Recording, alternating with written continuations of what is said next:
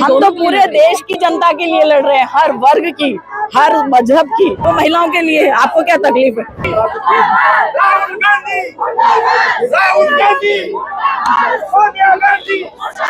ये सत्ता पक्ष और इसकी बात नहीं है, ये बात है महिला के अधिकार की, महिला की भागीदारी की। राजनीति में तो कांग्रेस की भी महिलाएं भी आएंगी ना। हम यही कह रहे हैं, मैंने अभी आपको यही कहा, कांग्रेस की महिलाओं की मजबूरी है, उनकी बेचारगी है, वो ओपन में कह नहीं सकती। हम लड़ रहे हैं उनके लिए, हम कह सकते हैं।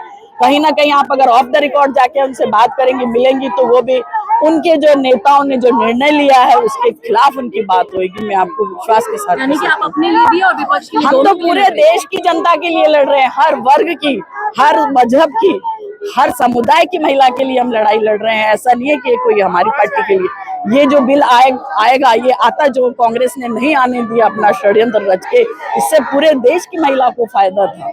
33% की उनकी भी आती, और आप में से भी कोई, किसी भी क्षेत्र में से आप में से भी हो सकता है कोई ना कोई होती, तो आप लोगों को भी इसके बारे में ज्यादा से ज्यादा चर्चा करके और बताना चाहिए। ये किसी विशेष के लिए नहीं था, ये पूरे देश की महिलाओं के लिए था, जिसको कांग्रेस ने षड्यंत्र पूर्वक गिरा दिया। मैम, विपक्ष का कहना है कि लोकतंत्र को हमने मजबूत किया ये बिल खारिज करके। कैसे?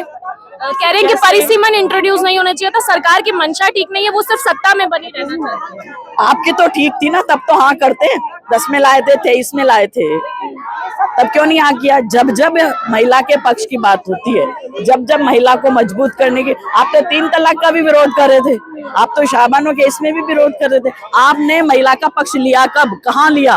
और इस बिल को गिराने के बाद, ये बिल जो आ रहा था 33% आरक्षण का लोकसभा और विधानसभा में, इसमें कोई बीजेपी की महिलाएं नहीं आने वाली थी, इसकी समर्थन वाली नहीं आती। पूरे देश की महिलाओं के लिए ये बिल था, हर वर्ग, हर समाज, हर धर्म, हर पंथ, हर वर्ग की महिला के लिए था। उसका विरोध करके आपने क्या लिया? सभी महिलाओं का श्राप लिया। प्रियंका गांधी जी बाद में कहती है कि हम इस बिल को जरूर पास करते, बस परिसीमन न लाते, एक आध संशोधन करते, तो हम अब सोमवार को संशोधन। मैं वहां लोकसभा में थी, कुछ लोगों ने, उन्हीं की पार्टी विपक्ष के कुछ लोगों ने कहा कि आप 33% क्यों करते हो, आप 50% करो। हमारे माननीय गृह मंत्री जी ने कहा मैं 1 घंटे का समय दो और आप इस बिल को पास करोगे, हम 50% की भी बात करेंगे। तब क्यों नहीं बोले?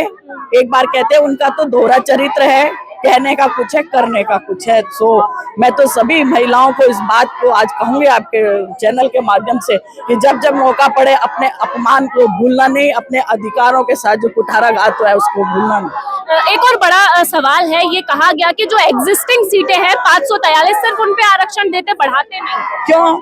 आज एक बात बताओ, जब से बना है, स्वतंत्र हुआ है, आज हमारी जनसंख्या बढ़ी है 54 करोड़ से आज 140 करोड़ है, तो नहीं, प्रतिनिधित्व नहीं बढ़ना चाहिए? आज व्याप हुआ है भौगोलिक दृष्टि से भी और जनसंख्या की दृष्टि से भी, तो कैसे करेंगे? तो बढ़ना क्यों नहीं चाहिए? और आपको उसमें से क्यों चाहिए? महिलाओं का अलग से मिल रहा है, आपका नहीं कट रहा ना, आपका तो कट ही नहीं रहा। 500 के 550 से हम ज्यादा दे रहे हैं, वो महिलाओं के लिए है। आपको क्या तकलीफ है? आप अगर महिलाओं के 1 इंच भी, एक राय मात्र भी अगर पक्ष में होते तो इस बिल का समर्थन करते।